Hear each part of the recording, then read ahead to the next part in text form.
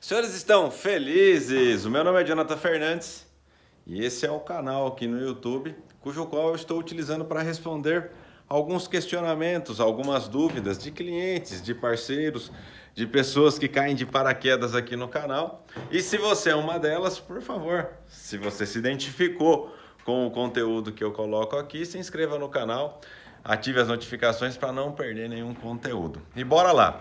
Hoje o assunto é recorrente, porém percebo que ainda tem algumas dúvidas, então a gente tem que dar uma ajustada na resposta. Vistoria cautelar. Sabe aquela vistoria? Eu não sei se na sua região isso já está operando.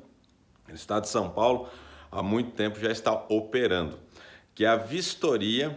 Antigamente, vamos voltar no passado. Antigamente você fazia o quê? Para transferir o carro, você ia com o carro até o Detran. O Detran tinha um profissional que ia avaliar o número de chassis, ia avaliar o lacre da placa, que nem tem mais hoje em dia. É como que as coisas vão mudando, né? Mas ele ia avaliar a questão de lacre da placa, ia avaliar se a placa estava dentro da validade, né? Aí a gente começa a voltar no passado mesmo, né? Placa amarela, cinza, aí depois veio placa refletiva. Então, esse profissional do Detran, ele ia vistoriar essas situações. Numeração de vidro, né? Esse carro está empapelado aqui, mas os carros começaram a vir com numeração de chassis no vidro dele. Então, esse perito, ele ia avaliar isso. Quando eu falo perito, talvez eu esteja usando o termo errado, tá? Porque para você ser perito, você tem que ter o curso, você tem que ser credenciado e tem que ter a patente, vamos dizer assim, de que tipo de perícia você faz parte, ok? Isso é um assunto para um outro vídeo. Então esse profissional, ele ia avaliar isso, né? Em termos gerais, ele ia avaliar se aquele carro era o carro do documento. Com o passar do tempo, o Detran, ele viu que isso dava muito trabalho, muita fila, né? Nossa, quem aí no passado não ficou horas nas filas dobrando quarteirões, né? No bairro onde tinha aquele local de emplacamento ou local de vistoria, né? Do Detran. Então isso foi, de certa forma, terceirizado para empresas privadas, né? E aí surgiu o nome vistoria cautelar. Porém, o procedimento é o mesmo. Só que a gente tem observado, e a gente passou por duas situações aqui, que eu vou compartilhar com vocês, que o pessoal da vistoria cautelar, eles estão entrando num assunto cujo qual eles não têm competência, na minha opinião. Por quê? Quando você avalia a questão de número de chassis, número de vidro, número de motor, tem uma base do Detran com essa numeração e você vai aferir se esse carro está certo, se não tem nenhum tipo de fraude, nenhum tipo de alteração em relação à numeração, se não tem nenhum tipo de adulteração. Só que estão fazendo algumas análises referente à funilaria e pintura. E é aí que começa a situação, né? Eu vou contar dois casos que aconteceu aqui. Um foi um Chevrolet Agile e o outro foi um Ford Novo Ka, igual esse aqui que está aqui atrás. No Agile foi uma colisão dianteira e traseira, né? Então bateu na traseira, projetou a frente. Perceba que o assunto é vistoria cautelar, mas eu preciso contar esse exemplo para vocês que vocês não sejam enganados mais. Então fica comigo até o final do vídeo que você vai compreender melhor. Bom, esse Agile a gente trocou o painel traseiro, tampa traseira, para-choque e duas lanternas. Na dianteira foi trocada para-choque dianteiro e feito o alinhamento, estiramento frontal, gabaritou o painel frontal, estrutura frontal ali, alinhamento de capô, que diga-se de passagem já vem fora de alinhamento de fábrica, mas enfim, fez o carro tudo certinho.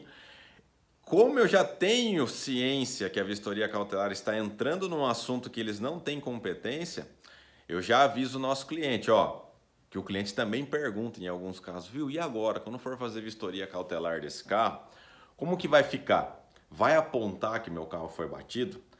Em algumas vistorias cautelar, sim, vai apontar que o carro sofreu algum tipo de dano, cujo qual a pintura não é mais original. Como que a vistoria cautelar está avaliando isso? Com o medidor de micragem, né? Medidor de micragem de material. Quanto tem espessura de material nessa peça? Então eles pegam o padrão da fábrica, né? Vamos lá, o teto, por exemplo, em média nos carros nacionais é 125 micras, Alguns variam entre 100 e 125. Aí quando a gente vem para a lateral do carro, nessa parte A, 125, na parte B, 90 e na parte C, que é lá embaixo, na parte C, lá na parte inferior. Então vamos lá, ó. Parte A do carro, ok? Parte B e parte C que vem aqui para baixo. Chega a dar 75 microns de espessura de material, ok? Entre wash primer, entre primer, tinta e verniz. Então é muito fácil quando você pega uma repintura, e nesse caso aqui a gente trocou essa porta. Então aqui ele vai dar 125 micras, né? Aqui ele não vai passar disso, porque a gente trabalhou igual o processo de fábrica. Então você vai observar que a pintura ela está no padrão original. Mas vamos supor, por exemplo, nesse caso específico aqui, ó, aqui tem uma recuperação, bem nessa parte aqui, ó. Aqui foi recuperado. Então aqui tem um acabamento em poliéster, tem primer, tinta e verniz. Aqui já vai dar umas 300 micras, 250, 300. Então se o profissional colocar o micrômetro para medir, ele vai observar. Opa, aqui tem um serviço. Então ele vai apontar que existe um trabalho de pintura, porém ele não pode depreciar esse veículo. E é aí que começa o problema. No Agile que eu estava contando a história, essa pessoa, né, o profissional que foi fazer a vistoria, ele usou o micrômetro, não conseguiu identificar, aí ele deitou embaixo, só que assim, ele observou que a pintura do carro, na parte traseira, no para-choque, estava um pouco mais nova em relação ao carro. Na dúvida, você não toma partido. Na dúvida, ou você procura um profissional melhor do que você, ou você omite a sua opinião, porque você está com dúvida, confere? Bom, dito isso, o que esse profissional fez? Ele apontou que o carro tinha um defeito na longarina traseira direita, se não me falha a memória, torta. Aí o cara chegou lá para negociar o carro. Essa vistoria cautelar foi pedida pela loja, que ele estava negociando o carro. Ele me avisou, ó, eu vou vender esse carro, desgostei porque bateu, frente traseira, o serviço está bem feito, mas... E eu avisei ele, falou, ó, quando você for fazer a vistoria, vai apontar que foi feito o serviço, porém não se deve depreciar o veículo, porque todas as peças que foram instaladas no carro é genuíno Chevrolet, no caso do veículo Agile. O serviço foi feito dentro das especificações das normas vigentes no nosso país, regulados pelo SESB Brasil e pela própria Chevrolet.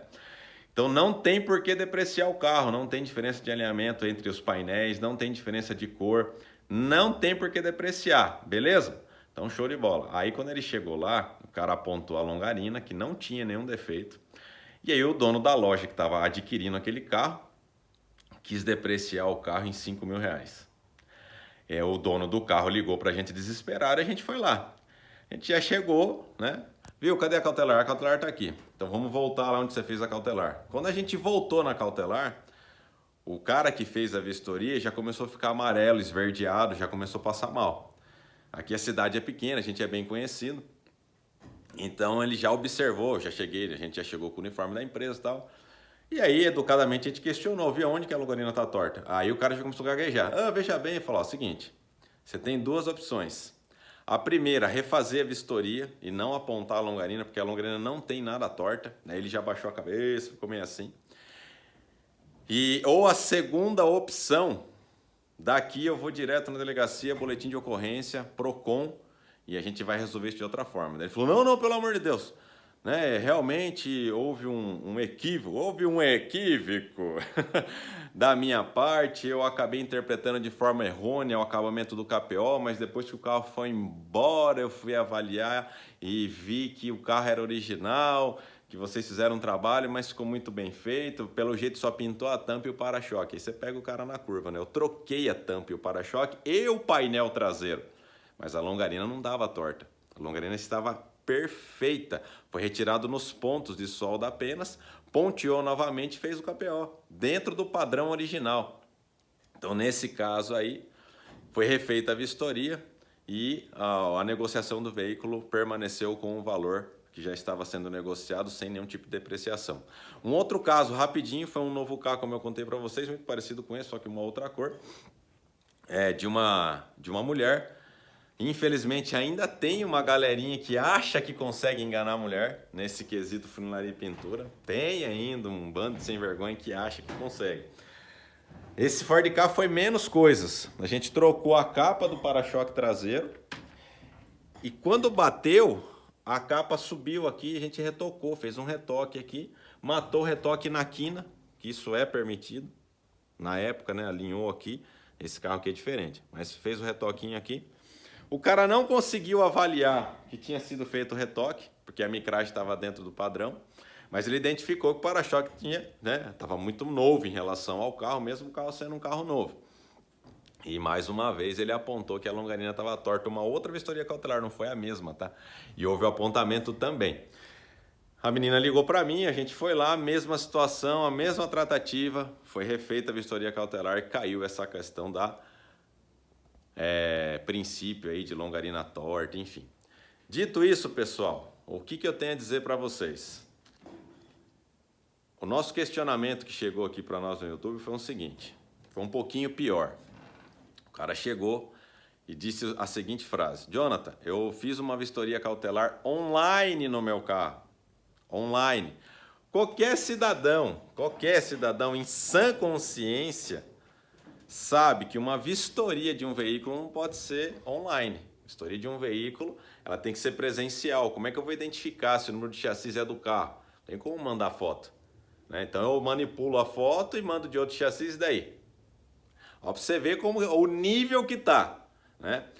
E se tratando de funilaria e pintura, aí que você tem que olhar mesmo o carro, você tem que medir, usar medidor de micragem, você tem o profissionalismo de avaliar se aquele ponto, aquela lentilha, né, a emenda, o ponto de solda entre os painéis. Quer ver? Ó, essa lentilha aqui, ó, isso aqui dá para ver bem. Ó. Tem que ter um profissional para avaliar se isso daqui, ó, tá dentro do padrão original ou não. Então ele fez uma cautelar online. E no corpo da cautelar veio descrito que o carro tinha um indício de sinistro. E aí ele perdeu o dinheiro na hora de vender o carro. Ele me questionou. Então vamos lá, primeiro ponto. Vistoria cautelar não tem competência jurídica para discorrer sobre assunto se o carro é sinistrado ou não no quesito funilaria e pintura.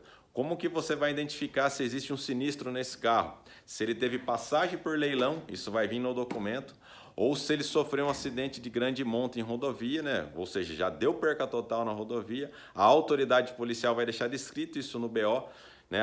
O que aconteceu com o carro, e o Detran vai acabar dando baixa nesse carro, vai entrar como carro também sinistrado. E tem algumas outras situações aí que o Código de Trânsito Brasileiro vai discorrer sobre isso. Fora isso, não tem sinistro. O pessoal tem uma confusão em relação à abertura de sinistro para a seguradora.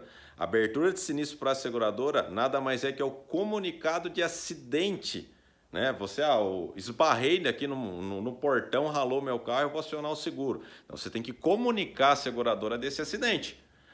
E aí a seguradora usa esse mesmo nome, né? Aviso de sinistro. E aí causa essa má impressão que meu carro vai ficar sinistrado. Não vai ficar sinistrado, gente. Então vamos colocar isso aí na cabeça, vamos ficar esperto com essas vistorias cautelar, que acaba usando aí de antiprofissionalismo, vê que o carro tem um retoque, já quer falar que o carro é sinistrado, que o carro bateu, ele nem sabe o que bateu no carro. Você que é dono do carro, que sofreu um acidente, que nem esse caso aqui, ó, trocou porta, mas a porta é genuína Ford, não é usada, é uma porta zero. Fez uma reparação leve lá aqui na lateral. Tira a foto antes de arrumar o carro. Aqui na nossa oficina a gente fornece foto do carro antes, durante e depois para o cliente. Para a hora que você for vender, você mostrar para a pessoa que está comprando, cara, que seja transparente. O que aconteceu no carro foi isso.